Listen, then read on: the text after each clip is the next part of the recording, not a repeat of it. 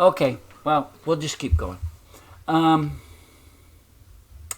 So, before we get into all of this science, let's talk about the American Fire Service. I think this is information that used to be in the old book, isn't in the new book, that's really important to you.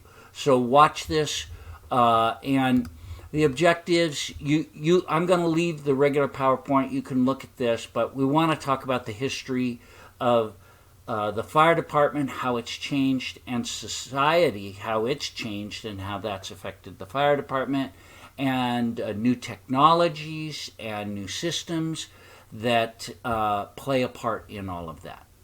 So we're going to describe the fire service of today as opposed to the fire service of yesterday. Fire service is very traditional. We're rooted in old ways, so changing is really hard.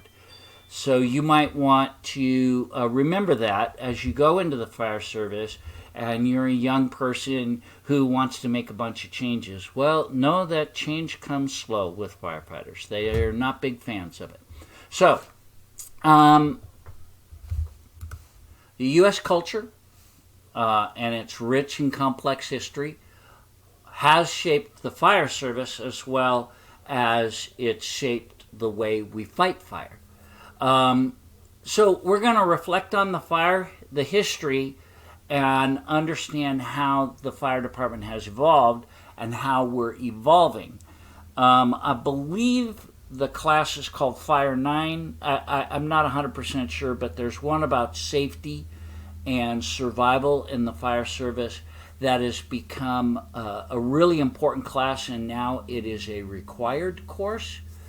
And so I think that the more you know about that, the better. So we're going to jump into it. The fire service of the past, present, and future has a lot of tradition rooted in it, as I said, and lots of challenges. You know, there are fire stations still in Los Angeles where you can see where the hayloft was, where they kept the hay for the horses. Some of the fire stations are that old, but that's our tradition. That's our beginnings. Now it's used for storage of supplies or whatever. But, we've come a long way from bucket brigades to fire engines, and we're even coming out now with electric fire engines loaded with Class A foam, compressors, all sorts of different things. So in the fire service of the past, the earlier colonial, going all the way back to the 1600s, 1700s, some of the colonies experienced several major conflagrations. Now, what's a conflagration? It's a fire with major building-to-building flame spread over a great distance. So if your fire involves blocks, city blocks, we would refer to that as a conflagration, not just a bad fire. The whole town of Jamestown burned to the ground. Old New York, which was called New Amsterdam back then, had some big conflagrations, and we'll talk about in a minute. In the early 1900s, we had some major conflagrations that kind of led to a lot of change. So with time, they started making bucket brigades, then volunteer fire departments, then they actually even made pumpers, or ran water throughout the community through logs. And we call fire hydrants fire plugs. That comes from, in the old days, they would have logs that they had hollowed out and that served for pipe. And then they would have a hole cut in it and they put a plug on it. And so to this day, we still talk about the tradition, call fire hydrants fire plugs, or at least some of the old timers do. In the Industrial Revolution, things changed a lot. There was a lot of expansion, a lot of growth, and especially late 1800s, early 1900s, and people were making a lot of money and not really thinking about the worker. The unions comes out of that early time, a lot of changes in the world, And there was a lot of corruption in the building departments. So buildings were built very haphazard and lots of wood. Eventually, that changed. So there was little or no code enforcement. That now we have a code, two major codes that serve the whole United States: the International Code and the NFPA codes and standards. Well, all of that is the result of the things that happened in the early 1900s, and we'll talk about America burning. Those things changed very rapidly. Well, maybe not as rapidly as should have been, but we started to get codes that were for states, for the whole country, and especially for our communities. Some communities had codes, but many did not. So that growth and expansion took precedence over fire and life safety until some of these disasters happened. If you take my fire prevention course, you'll learn that disasters lead to public outcry. Public outcry leads to governmental changes in codes and laws. So there were two major fires that had a huge impact, and then there was a whole bunch more. But the two great fires, the Wisconsin forest fire burned 2,400 square miles and killed over 1,000 people. They don't mention here, but there was also the Peshtigo fire, which was in Idaho, Wyoming, and I believe part of Montana. And that fire was as big as the state of Maine, the burned area. So I would say three great fires. That one, in addition to these two. But these both happened in the same year, in 1871. The Peshtigo fire was later in the early 1900s. But the Great Chicago Fire in 1871 killed 300 people, destroyed buildings in a 2.5 square mile area. I've got a little photo, a little map in the next slide. But before that, buildings used quick, poor quality construction, most of it wood, no fire resistant materials. So because of the Great Chicago Fire, you can see here in this map, it was a huge area. And any of you who've been to Chicago, Michigan Avenue is right here where all the stores are. The museums now are in this area over here. And then this is one of the Great Lakes, Lake Michigan, and there's a river that goes through here. They had hoped to keep it from crossing the river, but it did. So this fire was so monstrous and made such an impact, we actually celebrate Fire Prevention Week in the second week of October in honor of the Great Chicago Fire. In remembrance, actually, is probably a better way to say it. Like I said, 300 people died. As a result, a whole bunch of things changed in Chicago. And if you go to downtown Chicago now, you'll notice all the beautiful stone and brick and block work downtown. It's gorgeous. They switched from allowing flammable materials to non-flammable materials in their larger buildings downtown. So the insurance companies had a lot to do with making changes. The National Board of Fire Underwriters was organized in 1874, and they started making codes. Well, we won't insure you unless you do this or that. And they started pushing also law enforcement of ordinances by city councils. And then the ISO came about, and they started grading city fire departments and then linked that to the rates of insurance for home insurance. So, most of you don't own a home yet, but your parents do. And where you live makes a big difference on the cost of your home insurance. I live in a brush area out in Santa Clarita, and insurance is higher here because of brush fires. So they set the rates for fire insurance premiums, which influenced the public again to say, hey, we got to make things safer so that our rates will go down, and we need to improve our fire departments.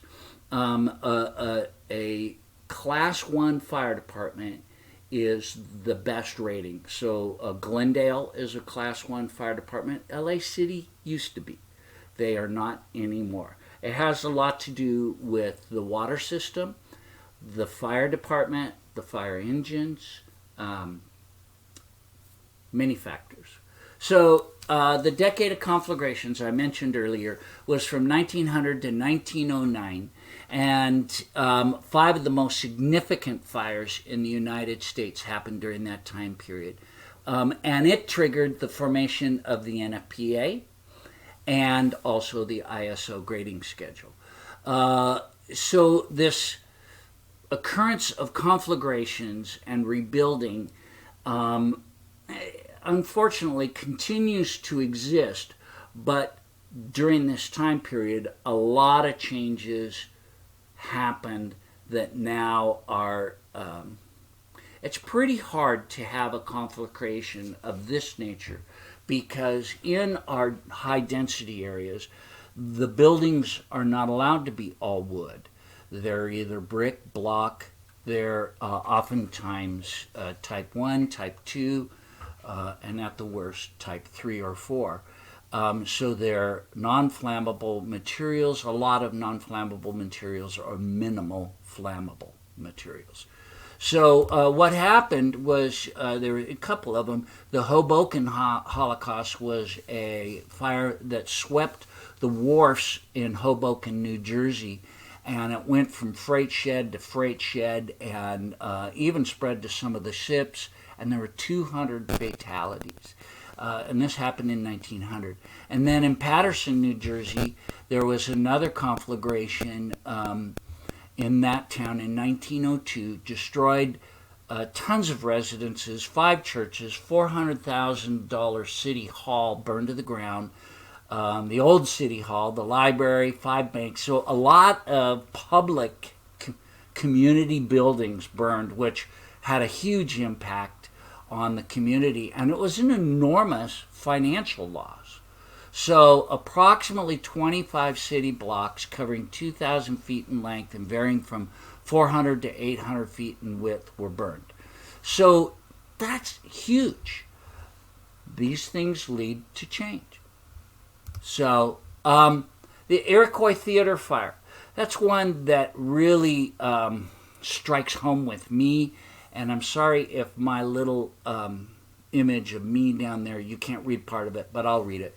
So the Iroquois Theater fire, I'm not going to go into it really deep. If you take my fire prevention course, we talk about it. But most of you will take fire prevention with someone else at Mount Sac. I teach it at COC, College of the Canyons, and Oxnard College.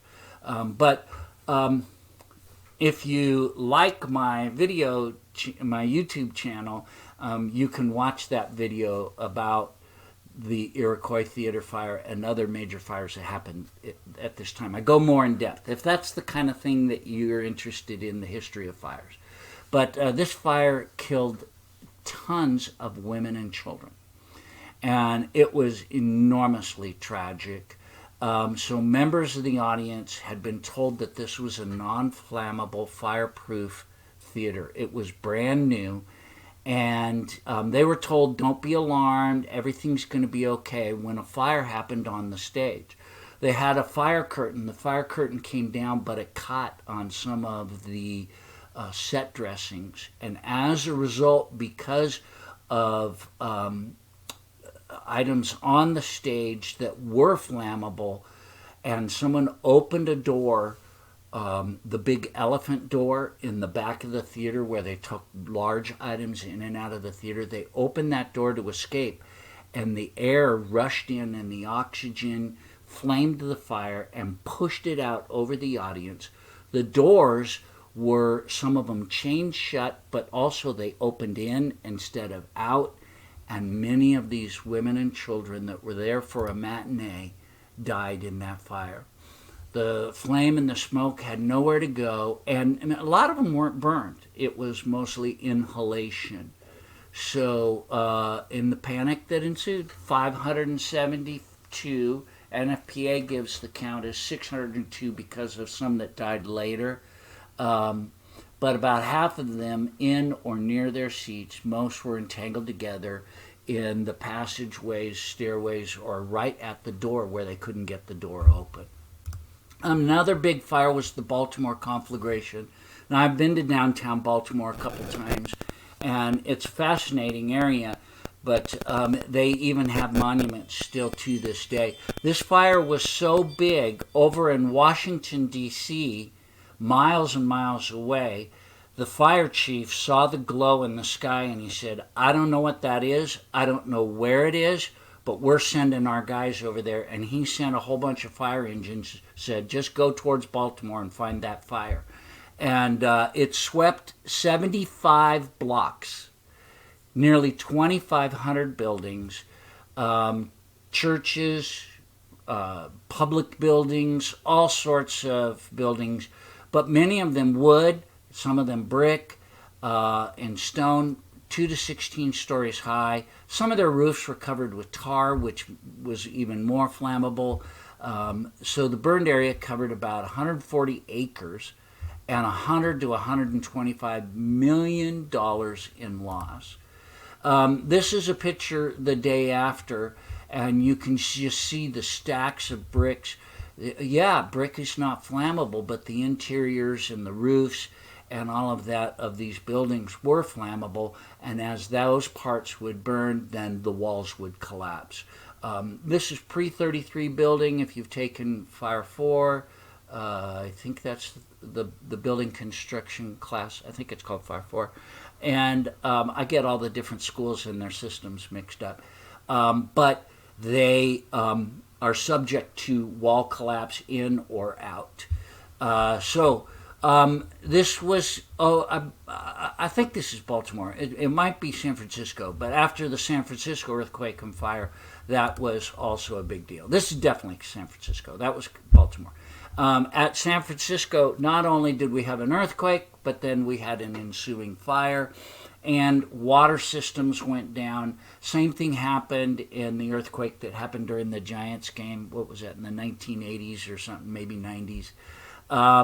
But the double scourge of earthquake and fire, and it burned down most of the city. So that was in 1906. 674 people died, 3,500 injured, 28,000 buildings were in ruins. So more than 500 million in damages, which would, how do we even estimate that as to what it would be today? One of the worst conflagrations of all that made a huge impact and caused change was the Triangle Shirtwaist Factory fire. Now, in this fire, the Triangle Shirtwaist Factory was a place where they made shirts, blouses for women, for the most part. And 146 men and young women died, but they jumped out the windows. And these photographs ended up in newspapers across the whole United States. And these poor young, most of them immigrant young ladies from Italy, from Eastern Europe, all over Germany, and they were all people who had a talent in sewing. And they had this place packed with sewing machines and packed with cotton, and the frays of the cotton from cutting it, and the oil had saturated the wood floors from oiling the machines, and all of that fueled the fire. They're not 100% sure. They believe it was a discarded cigarette that started the fire, but young women started jumping to their deaths instead of burning to death, and firefighters and policemen were just devastated watching this happening, and the horrible sound of bodies hitting the concrete. So unfortunately, the owners were taken to court, but they were acquitted, and they had locked their employees into their work areas. But it did lead to change. New York established a fire prevention and investigation office, and there were a lot of laws that changed as a result of this fire. There were other fires during that time period that made a huge impact, and let me go back to that. One of the things that they did is all of these bodies of these young ladies, they laid them out for families to come and identify them. And they didn't expect this, but people from the whole city came to see it.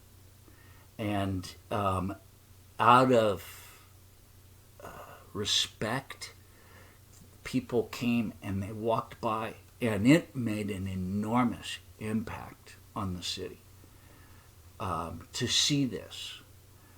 Just like 9/11 did. I went to New York right after 9/11, and I couldn't believe how changed people were. It really, really affects you when you see these kinds of disasters. Well, the fire service of today, we're still plagued with conflagrations, not as much. We are in the brush areas, but not as much in the inner city areas as it used to be. It's very rare you hear of a fire going 25 city blocks anymore. And that's because of changes to building codes and fire codes. But we still need to get better, and we need to get better at fighting fire. Later on, you'll watch a video where LA City fire responds to a magnesium a flammable metals fire, and they put water on it, and it explodes and injures one of the firefighters. You'll see we got to stop, just rushing in without thinking about what's on fire, what's the best way to put it out. A lot of times we have to be honest and say what's the most economical way to put it out. So you as a fire student need to have a better understanding of the fire combustion process and the use of fire-resistant building materials. What kind of construction is the building that we're fighting a fire in? Most of the time it's going to be type 3, type 4, rarely type 5. But if you work in an inner city, you might fight a fire in a high-rise type 1 or type 2. So in the 1970s, President Nixon, one of the good things he did, I know whenever you hear Nixon, you think Watergate, and maybe that's what you were taught in school. But, he did do a lot of good things. And one of the things he did is he commissioned a study to be done about why does America have so many fires. So the resulting report was called America Burning. This is the year I graduated from high school, 1973. And then they did a follow-up called America Burning Revisited in 1987, and one more in 2000, commissioned by George Bush. So these programs recommended a lot of change.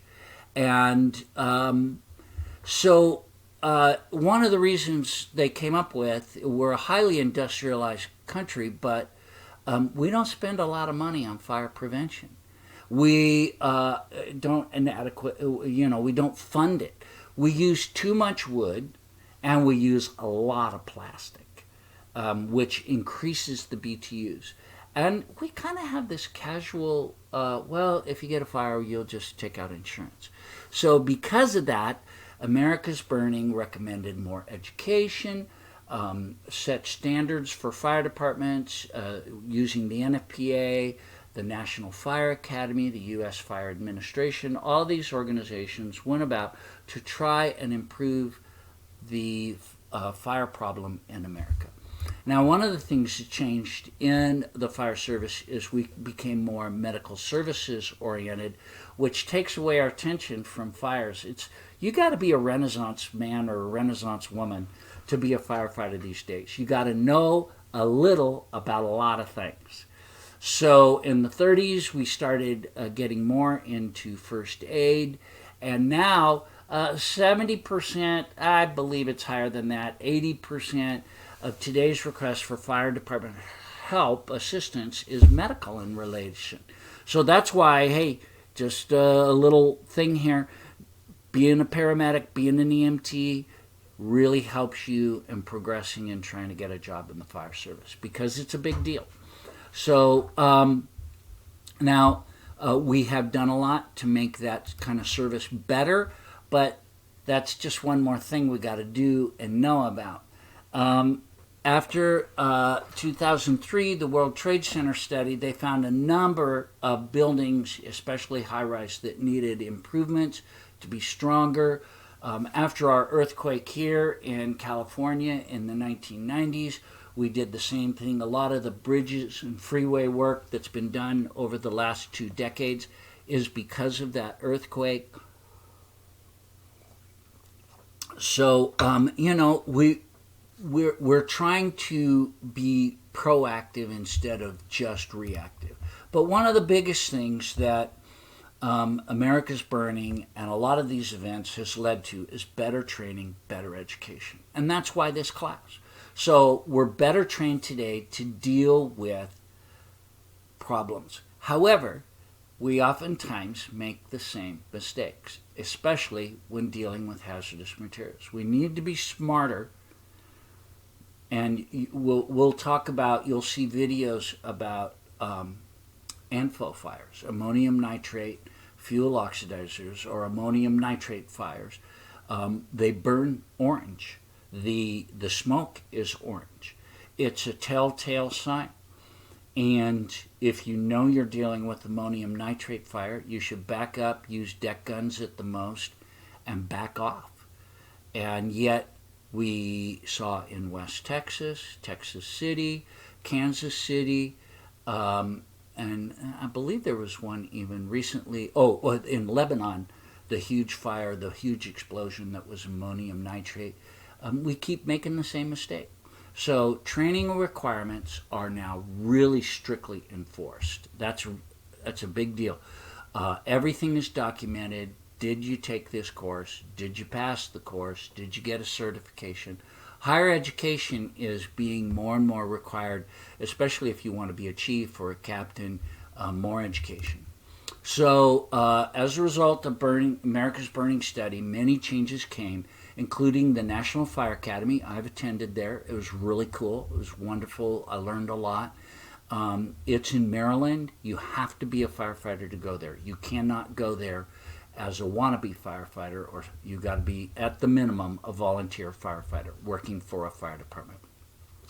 Some of the other changes is the role of developing, gathering information, especially via arson investigation and causes of fires, so that we can prevent further fires. The more we learn about so a lot of times you'll hear about a recall of a product. Well, sometimes if it's fire related, that's because of studies that were done where they found out, hey, this particular floor heater has a tendency to get to spark or to have an electrical problem and cause an electrical related fire, and so then they'll recall it. Another thing they did is they've set up the National Fire Academy and the U.S. Fire Administration, which is under FEMA, which is under Homeland Security.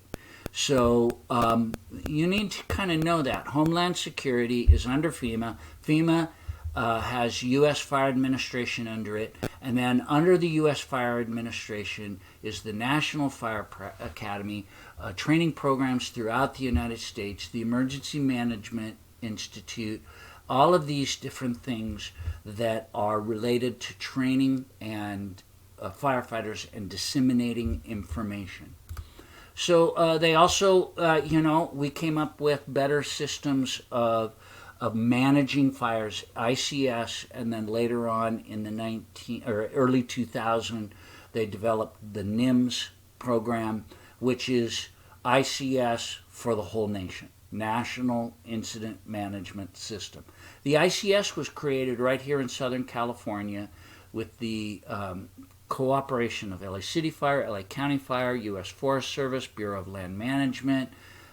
There were some other organizations, and they came together and came up with a better management system of any kind of emergency, even any large event. You know, if you go to something like Stagecoach or a large event at a convention center, oftentimes they set up an incident command system for those kind of things. when they were doing the dissemination of vaccinations. They used ICS to organize how they were going to do that. So a lot of other things that have resulted from learning from past disasters is we've really improved our equipment and our personnel protection, our fire engines, better engines. The diesel engines are really powerful. I'm not a big fan of the new some going to electric. There's upsides and downsides to that. It's kind of driven by the ecology-minded, environmental-minded, but the diesel engines, boy, they are great workhorses. But maybe I'm just sounding like an old fart firefighter. Better braking systems, larger capacity pumps, Class A foam, CAF systems, all of these kind of things, and our turnouts have gotten a lot better. The fire shelters for wildland firefighters has improved. It protects us from more heat. There are improvements. Also, the protection systems for buildings that slow down a fire or alert people, alarms, fire sprinklers, all of this has greatly improved. So what about we're almost done here. What about the fire service of the future?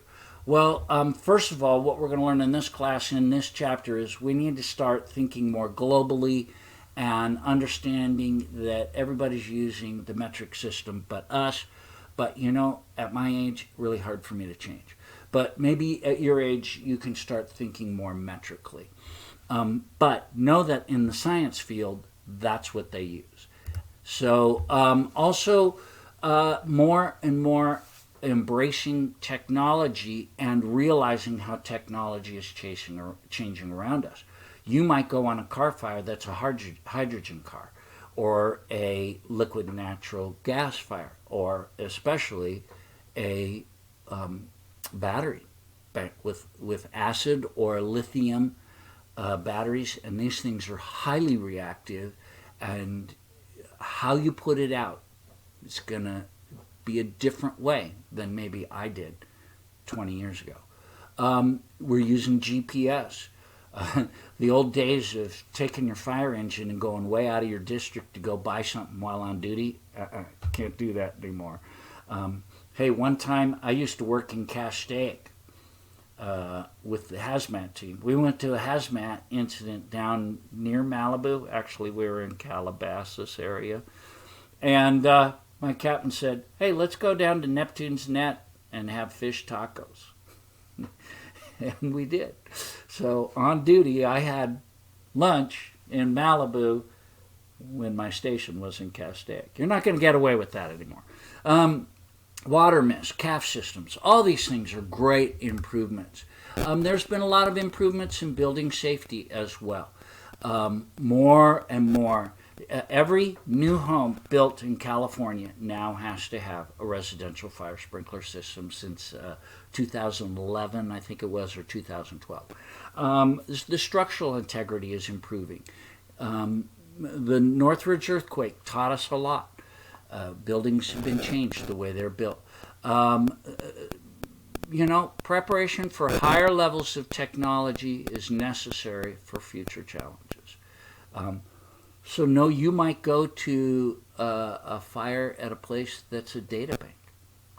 And if you use water in there, you're going to ruin it all. So we now require some type of a gas system or something of that nature that will put out the fire without destroying the equipment. So all of that to say, this long history of conflagrations and big fires and disaster fires. Sometimes you have a small fire that kills a lot of people. Sometimes you have a big fire that doesn't kill a lot of people, but it chews up a ton of money in economic type of things, buildings, businesses, banks, all of that. So all of this has led to these changes we talked about. We need to continue to improve, and that's what this class is about, and that's what the fire safety class is about, and all these things that we're trying to teach you to prepare you before you become a firefighter of what to expect. And hopefully you remember these things. They get embedded in your mind. So learn about fire resistant, how different things burn. What's the best way to put it out? Pay attention to that as we go through this class. Thanks for watching.